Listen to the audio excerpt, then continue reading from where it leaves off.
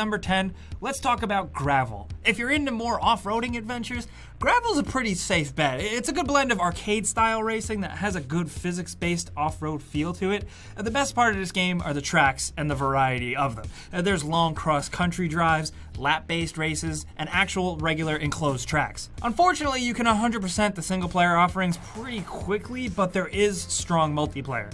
But the racing and crashing itself is fun enough that I think you'll be satisfied either way. Various conditions in terrain and weather, licensed real-world vehicles, and a solid variety of different rally and rallycross style races really make it worth recommending. And keeping off-road at number 9, we have MX vs ATV All Out. Now, this is different from typical MX games.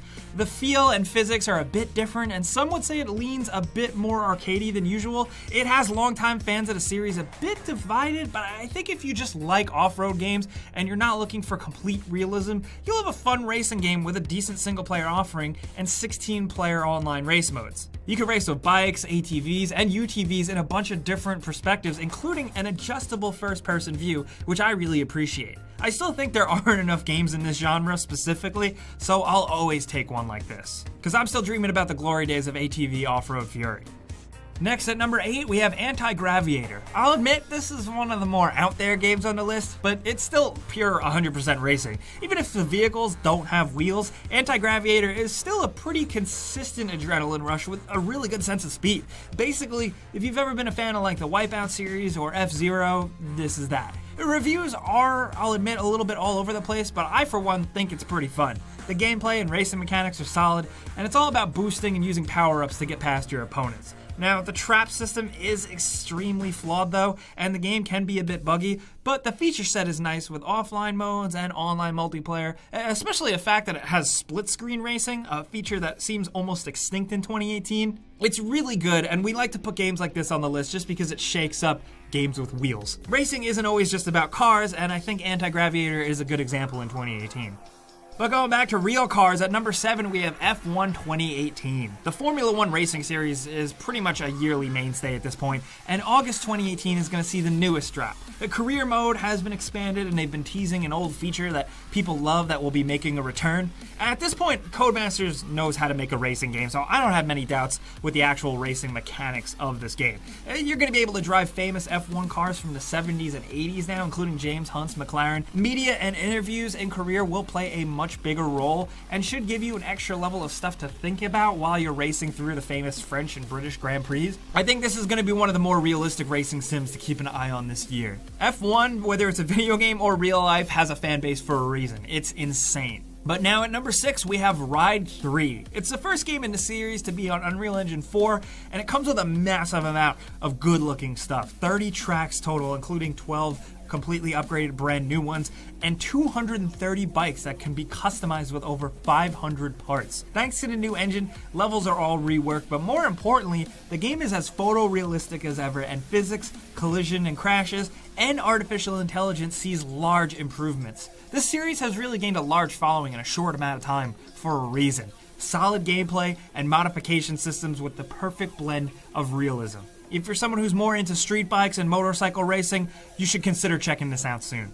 Next at number 5, we have Onrush. This game was a pleasant surprise this year. Its gravity-defying, spectacle-based action racing is pretty addictive and fun. It's really fast-paced, arcade-style racing with zippy controls, and the focus is on destroying your competition. All the tracks are about boosting and hitting these giant, ridiculous jumps and crazy courses, which sounds simple, but really this alone makes the game really stand out from the crowd. This is from the team behind the Motorsport game, so I was immediately interested, and it more or less lives up to their pedigree, I think. It could use more depth, but the way it shakes up conventional racing while also having some good modern-feeling multiplayer features is awesome. It's just a different kind of racing game. It's not for everyone, but we definitely think it's worth considering. Because at number 4, we have The Crew 2. Now, I'll say The Crew 2's racing itself isn't perfect, but the environment you do actually race in is still totally worth experiencing. I think it's the star of the show. Racing is fast and simple with easy, crazy power slide turns and turbo boost mechanics and jumps, but what really makes the game special is the open world racing environment that is a mini recreation of the entire United States. The original Crew had this, but in The Crew 2, it feels way more realized and it seems like there's a lot more love put into the world. And plus, this means you get tons of variety. You get city street races, supercar tracks, off-road truck stuff, rally stuff, and of course in this sequel, you can actually fly stunt planes and speedboats if you're really feeling nasty. It's a good turn off your brain type of stuff. I wish there were more multiplayer options, but really, you can't be cruising at high speeds across America and just doing cool stuff, because it really makes normally boring open world maps filled with stuff to do a bit more refreshing, and I really appreciate it as just a turn off your brain and go driving type of game. So that, above all else, I think still makes it worth checking out. At number 3, we have Danger Zone 2. This is another game that was a complete surprise this year. It is 100% a spiritual successor to Burnout, and that's the first and even only thing you really need to know. But I guess since I do have to go on, it basically gives the concept of the first Danger Zone game way more depth and makes it feel like a full-fledged game and less of a concept this time around. Danger Zone 2 is different than anything else on this list, as it's not really a competitive racer, so to speak, but it's more of a race against time and to rack up the most damage. It takes place on realistic roads based on real-world locations, even though the action is really crazy and fun and arcadey. It's all about boost chains and different challenges and car types that give you different objectives and ways to crash. It sounds simple, the whole game kind of is, but now that concept is fleshed out, it's one of the best objective-based racing games you can play right now. And it gives you a little bit of variety compared to a traditional racing game, so that's why we wanted to include it.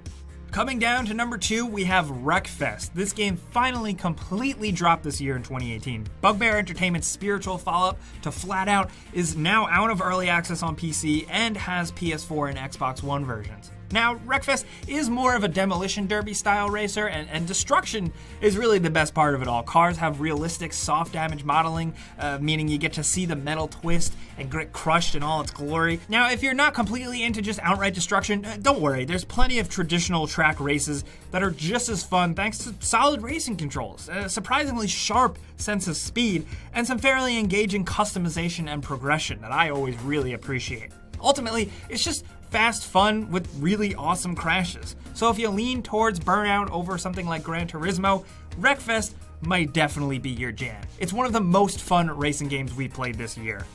Now finally, at number 1, we have Forza Horizon 4. This drops this fall, and we've gotten our hands on it at E3, and we can confirm it's shaping up to be another really solid entry. Here at GameRanks, we're fans of Forza Horizon over the regular mainline Forza games, and Horizon 4 seems to really double down on fun factor with a wide open European countryside and a new dynamic season system where tracks and environments can be changed by hot summers, rainy springs, just cool looking falls, and snow-covered roads in the winter. It makes for a nice change up in the experience and give it more room for off-road vehicles to shine in an environment that wouldn't always make as much sense. The Horizon games are awesome racing games because I think they found the perfect blend between fun racer and realistic racing sim while having a ton of polish, production quality, and also giving you tons of options to really customize how the game plays. So absolutely keep your eye on this one.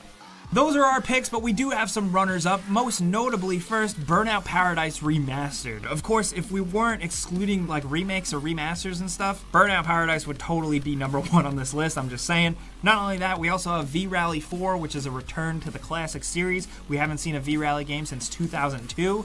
And if you're into more hardcore realistic bike races, we have MotoGP 2018. But those are the racing games